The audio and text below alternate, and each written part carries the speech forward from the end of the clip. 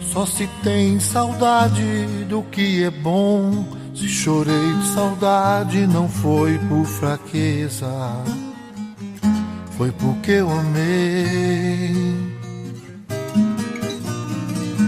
Só se tem saudade do que é bom. Se chorei de saudade não foi por fraqueza, foi porque eu amei.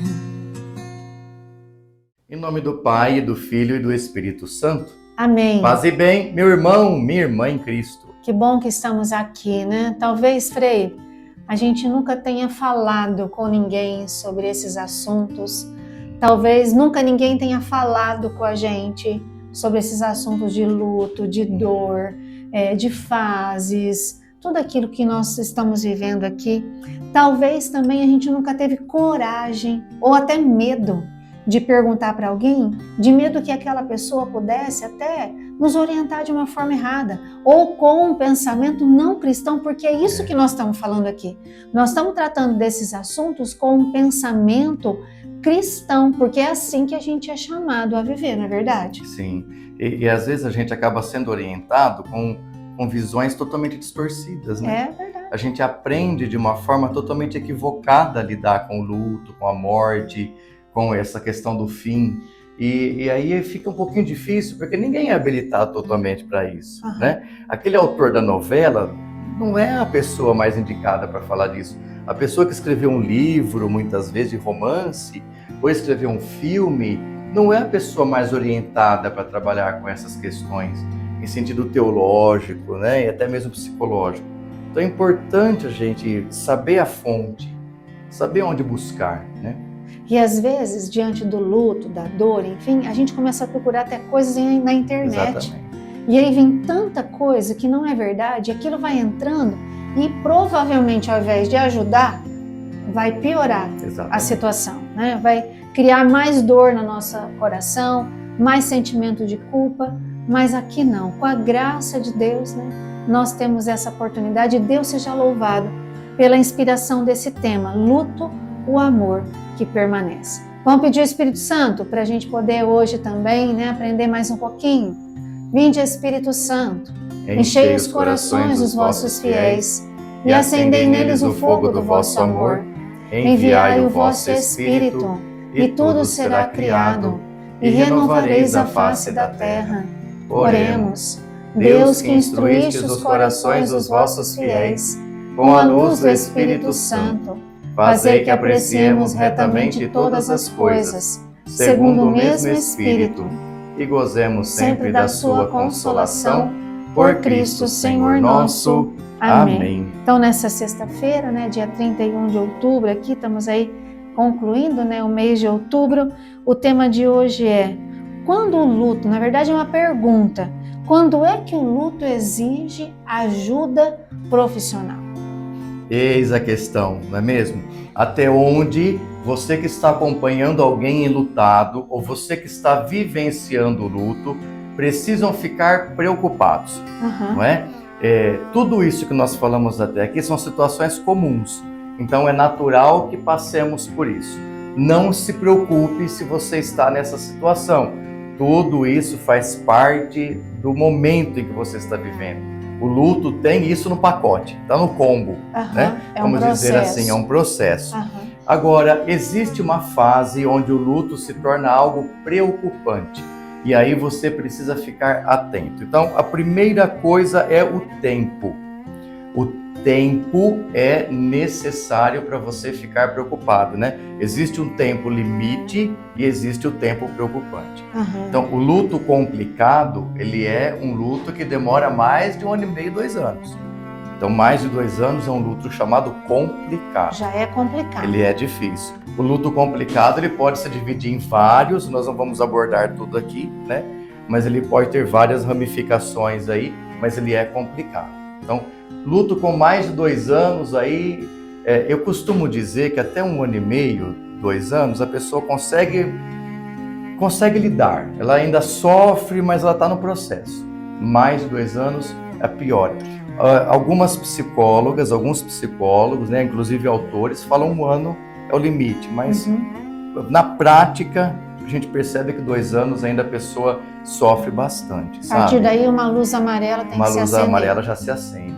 Então, pessoas que têm sintomas do luto como se fosse ontem, com mais desse tempo, ela precisa ficar atenta, tá bom? Quando lembra do ente querido, vem taquicardia, vem insônia, vem sofrimento, ou então não consegue sair disso, parece que a vida parou, a pessoa não consegue sair do momento depressivo, está na fase depressiva, ou está na fase da barganha, ainda não sai da barganha, não sai na fase ainda da negação, por exemplo, nós vimos as fases da revolta, ela não consegue se resolver, é difícil, precisa procurar ajuda profissional.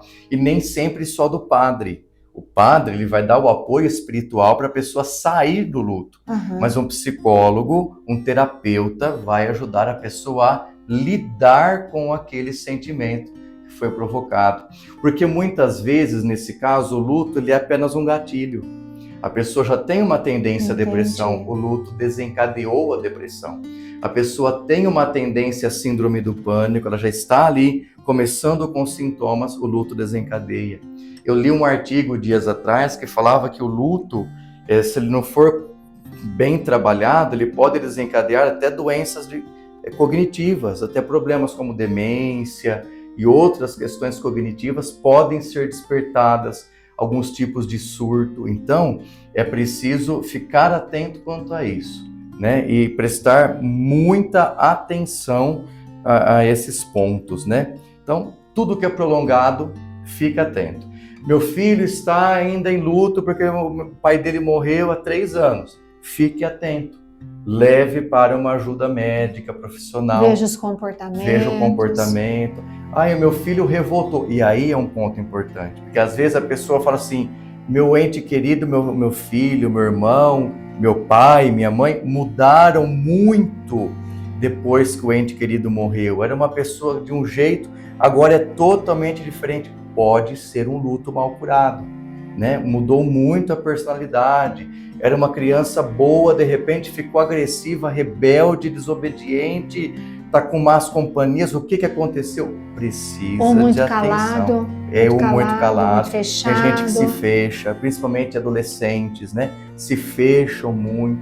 Então, quando há uma mudança brusca na personalidade, quando a personalidade altera, o comportamento altera, fique preocupado. Aí você se preocupa porque você precisa procurar ajuda profissional ou indicar que a pessoa procure, tá bom?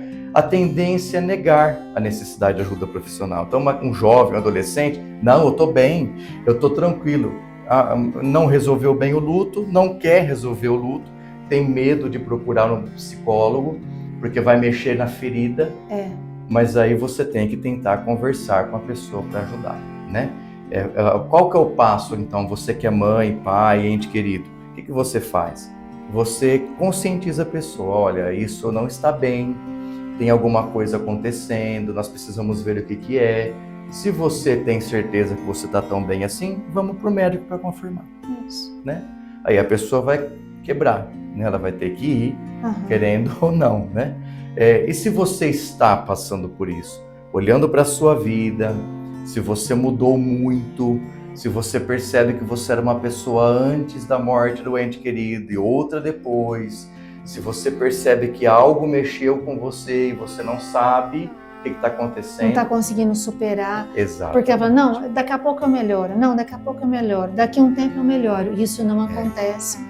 O que é o ideal, né? O que é o correto? Viveu a fase do luto, acaba a fase do luto, volta ao que eu era. Certo. Entende? Não como era. Você não volta como era. Você nunca mais vai ter o ente querido ali. Mas você volta ao que você era, né? Uma pessoa alegre, uma pessoa normal, divertida. Normal ninguém é, né? Mas uma pessoa divertida, uma pessoa de bem com a vida. Sociável. Então, se você percebeu que você não consegue mais, você não tem mais facilidade para fazer aquilo que fazia antes, fique atento, tá bom? Então procure ajuda. Outra coisa importante, desistência da vida. A gente não pode usar o outro termo, que senão pode bloquear o vídeo, né? Mas é quando a pessoa desiste de viver. Então ela começa a pensar em desistir de viver. E desistência da vida não é só tirando a própria vida, não. A desistência da vida é abandonando tudo, é querer tirar da tomada, né? Então a pessoa não quer saber de nada, ela tem tanto a vontade de morrer quanto a vontade de abandonar tudo e sumir do mapa. Então para de comer, para de se alimentar, não quer mais viver, não quer mais se vestir, não quer mais se arrumar. Então tudo isso é preocupante, né? No começo ainda vai, nos primeiros meses, mas depois de um tempo a pessoa tem que restabelecer. Mas mesmo nos primeiros meses, lembra que nós dissemos aqui, se você está perto de alguém assim, faz o quê? Ajude a pessoa a viver. Leva ela para tomar banho, incentiva um banho, incentiva a alimentação, incentiva o cuidado. Não deixe a pessoa se abandonar. E isso, tempo depois, é essencial, né? Eu já vi casais que depois, né, da perda de um filho, se separam. Exatamente. Porque não conseguem mais viver novamente os dois juntos. Um desiste, né? Um desiste da vida e se separam. Acaba o casamento. Acaba o casamento. Tem famílias que, por exemplo, abandonam um filho depois da morte do outro. Tem famílias que não têm esposos que não têm mais nenhum tipo de relação afetiva depois. Então, quer dizer, morre, a libido acaba, né? É verdade. É doentio, é um luto doente, né? É um luto complexo, que a gente fala complicado, né? É resultado de um luto complicado. Tem famílias que, por exemplo, não se reúnem mais. Depois que o pai ou a mãe morre, os irmãos não conseguem mais se reunir. Luto complicado. O luto pode ser complicado em família? Pode. A família também é um corpo. Toda a comunidade é um corpo espiritual, né? E quando os entes dessa comunidade estão todos em crise, a coisa se instaura ali, luto mal vivido, né? Tem situações onde, por exemplo, a pessoa ela não consegue voltar para casa, ela tem que abandonar toda a casa, ela vai morar com o filho, que a filha não entra mais na casa. É um luto mal resolvido, ficou alguma coisa ali mal resolvida. O que é o correto? Que com o tempo ela consiga ressignificar. Qual que é o segredo para vencer o luto? A ressignificação. Então é a pessoa trabalhar aquilo no seu coração e voltar à vida normal, mas sem o ente querido, né? Então quanto mais perto disso conseguir, melhor. Quando alguém não consegue mais voltar para casa e tudo mais, o que a gente faz? Tudo bem, se não tem jeito, se a casa é o gatilho, se a vida antiga é um gatilho, mude. Desde que ela não fique presa nessas outras questões, né? Então, às vezes, uma coisinha ou outra você pode mudar. Sim, precisa, né? Senão não consegue voltar a viver. Mas o ideal é que ela consiga voltar a viver normal em outras situações, né? Tá bom? Então, isso é importante. Então, abuso de substâncias, começou a beber depois que perdeu o ente querido. Vícios, ficou viciado em chiclete depois que perdeu o ente querido, brincadeiras à parte. Mas os vícios despontarem, as manias, os toques. Então, nunca teve problema com fechadura de porta. Depois que morreu o avô, tem que ficar trancando porta, tudo, e criou manias. É preocupante. Manias que são despertadas, né? Comida. Come pouco, depois que morre alguém, come demais, que gera um vício da gula, né? Pecado da gula. Toma cuidado. Então, toda mudança muito brusca, né? Completa incapacidade de realizar coisas diárias sozinha. Então, a pessoa não tem mais vontade de escovar dente, não tem vontade de tomar banho, não tem vontade de se cuidar, não tem mais vontade de sair de casa, não tem mais vontade de conviver com as pessoas, perdeu a graça em tudo, não consegue mais ver televisão, não consegue mais ouvir música, porque a música lembra a dor. É um luto mal trabalhado, né? O ideal não é que a pessoa vá para um baile logo depois da morte. Sim. Mas o ideal é que a pessoa não tenha impedimento de nada, praticamente, depois que fez o processo de Talvez luto. ela possa não querer ir naquele lugar. Isso. Mas não mas nós estamos falando que ela não consegue ir naquele lugar. Exatamente. Nós estamos com uma reforma aqui, viu, gente? Vocês não reparam o barulho, não. Não compensa parar o vídeo por causa da reforma. Nós estamos aqui gravando, né? Faz parte, é legal Faz até. parte, Mas então, isso é importante, tá bom? E por fim, terminando já, esse luto crônico, que também pode aparecer. O que é um luto crônico? Quando tudo isso nunca acaba. Quando o sintoma do luto ele é permanente. A pessoa está vivendo um luto que não acaba nunca. 20 anos de perda do marido, está de luto ainda por ele, usando preto, vivendo todas as dores do luto. Chama-se luto crônico. Existe o luto mascarado também. O que é o luto mascarado? Ela tem todos os sintomas, mas ela não admite. Então ela tem ataque cardíaco, ela tem ansiedade, ela tem a crise, ela chora, ela vive a dor da perda, ela tem o vazio, ela tem a perda de apetite, ela tem tudo, só que ela não sabe que é luto, né? Aconteceu depois que morreu o ente querido, tem todos os sintomas, mas é um luto também que é mascarado, né? Ele é escondido ali, e tem o luto ausente. Luto ausente é quando a pessoa não vive o luto. Morre a mãe que cuidou a vida inteira. Vive como se nada tivesse acontecido. Nada tivesse acontecido. Nunca derrubou uma lágrima. É também preocupante. E aqui é uma chave de leitura interessante, porque eu sempre aprendi que superar o luto era você estar bem, né? Mas a gente tem que aprender que não é assim. Pessoa que passou por a morte de um ente querido próximo e não teve sentimento nenhum e foi forte, não é sinal de que está bem. A gente ia nos velórios antigamente, né? E a gente ouvia, ai, fulano é forte, olha, nem chorou. Nossa, que pessoa forte, que fortaleza. Não é saudável. É preocupante. É preocupante. É um luto mal trabalhado. Então não é também o correto, né? O ideal é que a pessoa viva as etapas, ao seu modo, mas que viva. Interessante, né? Importante isso que o senhor falou, sim, porque a gente pode estar nesse engano, exatamente, né? Não, eu superei, tá tudo bem, tá tudo certo. Morreu o pai, né? Tá tudo certo. Normal, não derruba uma lágrima, não tem expressão nenhuma. E todo mundo, nossa, que pessoa forte. Mas vai ver, não, ela não está elaborando o luto, né? E aí é difícil. Olha, gente, né, nós precisamos ouvir tudo isso, não é verdade? Porque é esclarecedor, né? É iluminador e até salvador para nós, né? É um caminho de salvação no sentido de que Deus vai nos salvando de nós mesmos, dos nossos erros, do lugar que é onde a gente está, da situação que nós estamos. Então convido você também agora, né, a parar um minutinho, a respirar fundo, ter a coragem de pensar em tudo isso que nós estamos ouvindo, ter a coragem, né, de abrir o seu coração, porque talvez para você, talvez faz tempo que você perdeu alguém.